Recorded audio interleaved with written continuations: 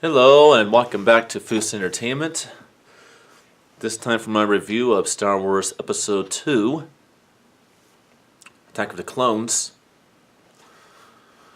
from 2003. This is the last one to be in digital resolution and the second Star Wars film to be in digital resolution during this theatrical run. I'm mentioning that because the next film I will be reviewing after this will be the first one actually originally proceeded in high definition, and I will tell you the difference. So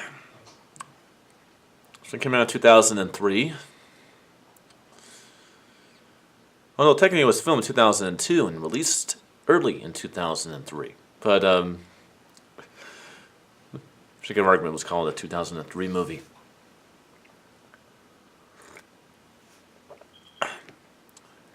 Now, this has been held by a lot of critics is one of the worst Star Wars films of all time. A lot of critics do not like the first three episodes at all, the prequel trilogy. I am not one of those critics. Attack of the Clones is one of my favorite ones in the franchise.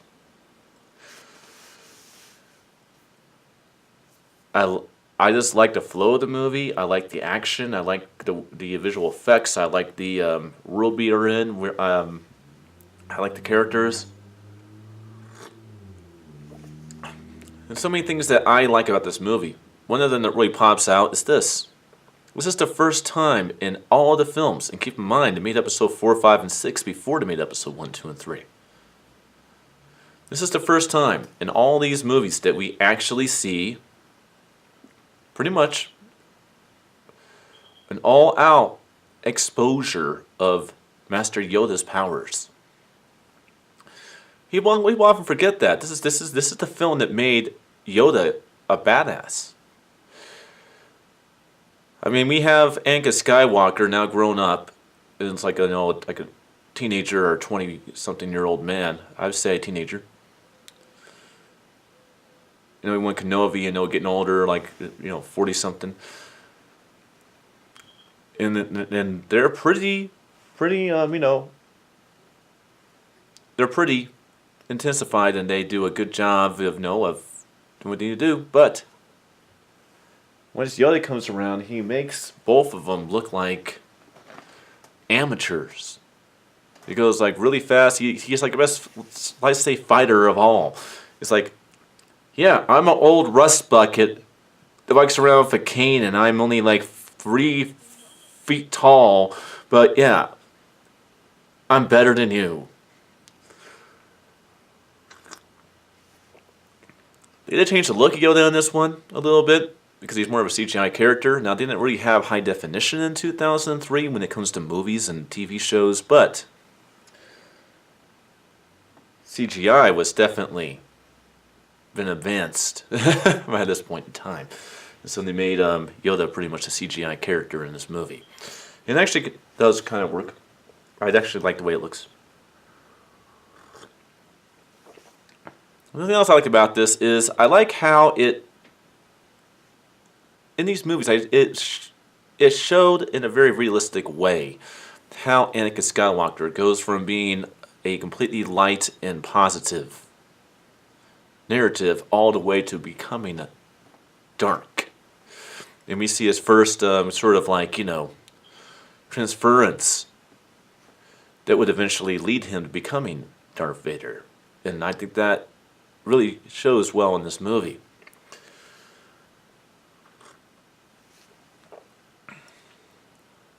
And I could definitely say I definitely enjoyed that.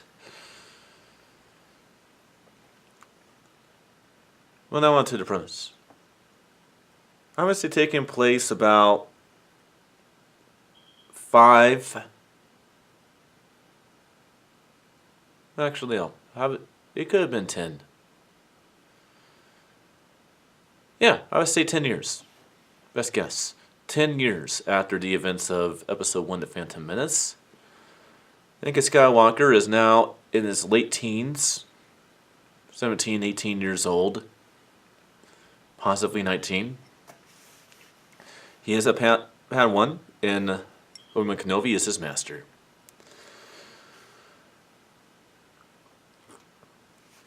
I've had a pretty big campaign fighting for peace and justice in the intergalactic galaxy.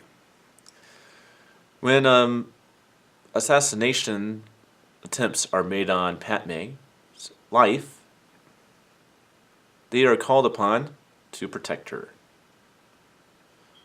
from threats from the Trade Federation, which are villains in the first movie as well.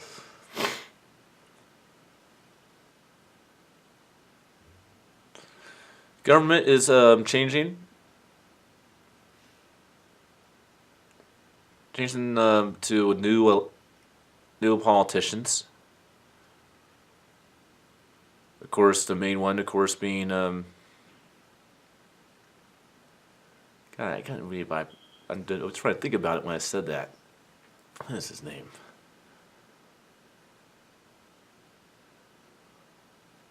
We know who he really is, but I'm just trying to figure out what they were calling him.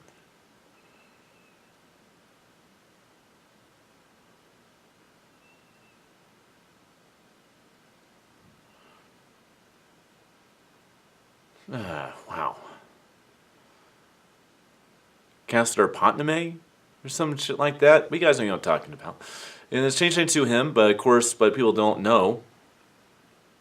Which of course was somewhat revealed. And of course, anybody who pays attention to his voice and the way he kind of looks, everybody knows who Counselor Padme, or sorry, not Padme, Counselor Palpatine. Yeah, Palpatine, there it is. There it is. Finally got there. Counselor Palpatine is actually not all who he seems.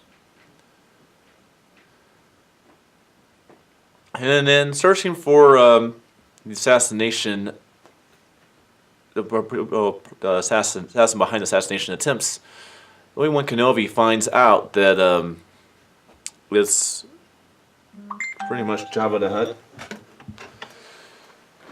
Not Jabba the Hutt.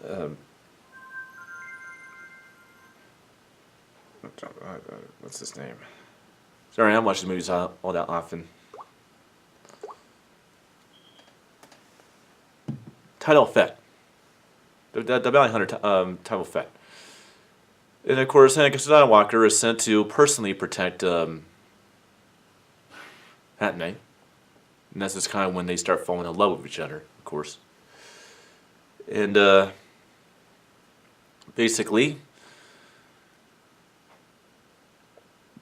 he tracks down the Bounty Hunter, Title Fett, to this plant that is not on any registry and no one knows of its existence. It's hidden from records and archives. He discovers that his own master supposedly commissioned this plant ran entirely by droids and machines to create a clone army. Of course, a little Star Wars trivia here. The clone army would eventually become the Army of the Empire. And that's where you would get your, of course, stormtroopers. The origins right there is exposed in this. And all the clones are actually modeled after the Bounty Hunter, Title Fett. They look like him. And of course, Kenobi's instructed to capture and interrogate the Bounty Hunter, and of course, the Bounty Hunter tries to kill him.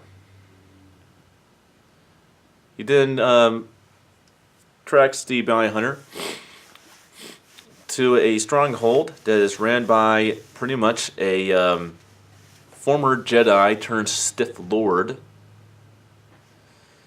played by Christopher Lee. Let's see if I can remember the name. I just watched the movies last night, but I watched them all day.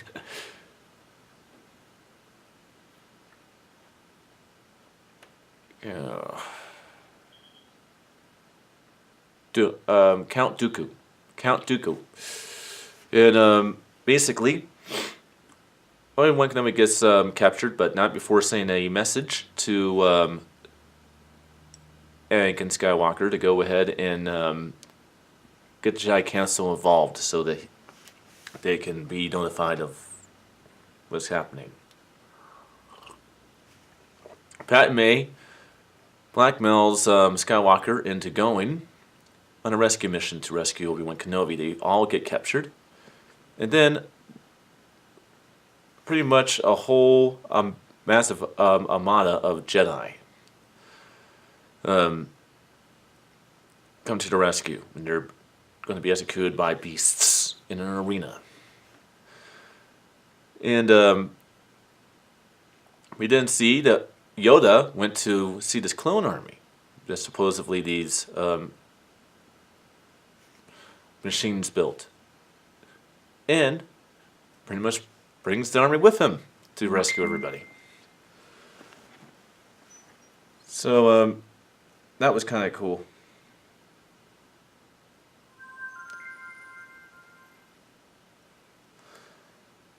And I can certainly say that the fight sequences in this movie are definitely second to none, in my opinion. They're some of the best fight sequences in the Star Wars film franchise. Really well crafted. I really like the way they worked. And of course, what's interesting is another trivia thing. Anakin loses his hand, just like Luke loses his hand in Empire Strikes Back. At the in the fight with Count Dooku. Of course, Yoda saves them. Count Dooku gets away. And then we discover what... And of course, Count Dooku actually tells everybody this. The Republic, the democracy, is all under the control of a Sith Lord by the name of Darth Sidious.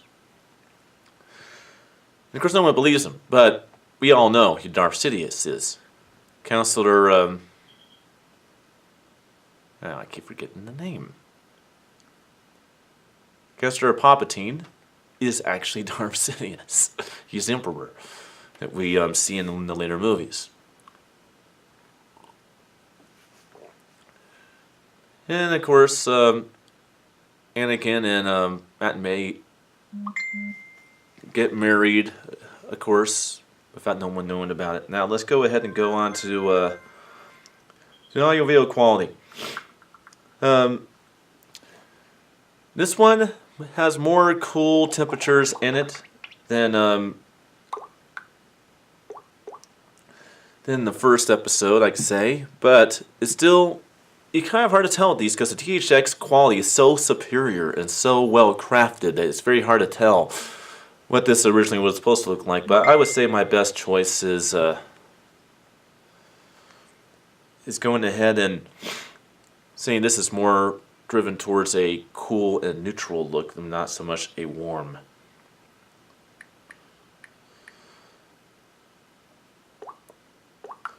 But I would certainly say that I like the look of this one. This one has a very, very, very good look to it. The audio, the moderate load of audio. The audio is even better than the first episode, and the first episode was definitely groundbreaking. The audio on this one has a lot of good quality to it. Lots of good sound going around. Lots of good sound going around.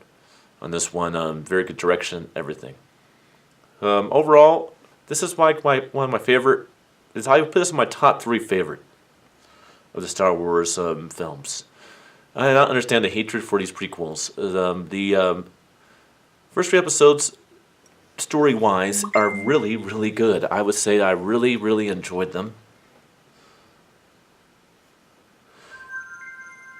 I really enjoyed the first 3. I think they are just wonderful. Well, that's my look and review of Star Wars Episode 2, Attack of the Clones from 2003. And I will see you guys next time for my review of Star Wars Episode 3, Revenge of the Sith. Until then.